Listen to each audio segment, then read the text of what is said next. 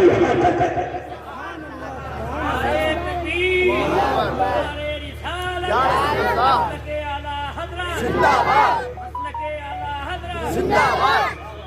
लेकिन देते हो बेटियों का हक, देते हो आप हजरत मस्तान शाह को गवाह बना करके आज तबरेज आलम कादरी ऐलान करता है, अपने बच्चियों को चाहे जहेज तू या ना तू, लेकिन कसम खुदा की शरीयत ने मेरी जायदाद में जो मेरी बेटियों का हक मुकर्रर कर रखा है, इंशाअल्लाह वो जरूर दूंगा।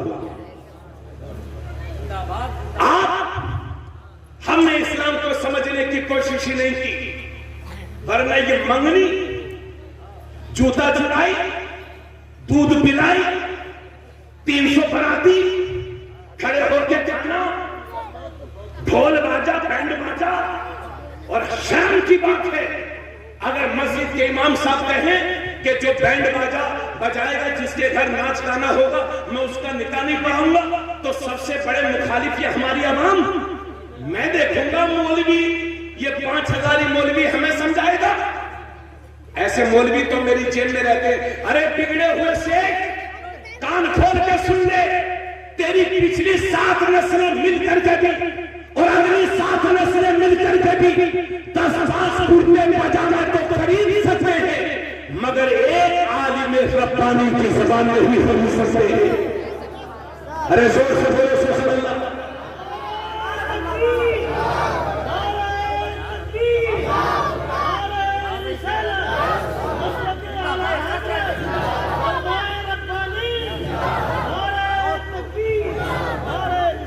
और सुनिए मेरी बात मुसलमानों, हमारी बस्तियों में बारातें आती हैं और हमारी घरों की छतों पर हमारी बहन बेटियां उन्हें तकती हैं और ये लुच्चा लफंगा 20 रुपए का चश्मा लगा के और फटी हुई पैंट पहन करके ऐसे नाचता है जैसे अमेरिका से कोई फिल्मी स्टार आया है।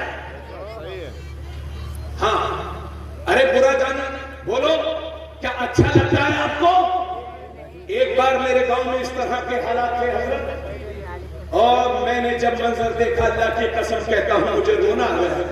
मैं सोचने लगा किस काम के आलिम हैं हम कि अपनी कौम को बेदार नहीं कर सकते। सिर्फ मौलवियों की जिम्मेदारी नहीं है, कौम की अच्छे रास्ते पर चलाना आपकी भी जिम्मेदारी है। पकड़े जाओगे खुदा के यहां अगर हमने अपने गलत कामों पर कंट्रोल नहीं किया तो। मेरी बात आपको समझ में आ रही है? बोलो भाई, अगर इमाम साहब कोशिश करते हैं तो कमेटी वाले इमाम साहब के बोरिया बिस्तर बनवा देते हैं। इमाम को बदलो, लेकिन हम नहीं बदलेंगे। हाँ, इमाम को बदलो, जो हमारे बाप दादा से चला आ रहा था वही करेंगे। अगर यही हालात रहे और उलमा की इसी तरह से तौहीन करते रहे तो फिर और ज्यादा सजा भुगतने के लिए तैयार रहो। और अगर अपने हालात में तब्दीली चाहते हो, इज्जत की जिंदगी चाहते हो तो मुसलमान बन के जियो। और सुनो, एक हदीस पेश कर रहा हूं, अगर हो सके तो अमल कर लेना।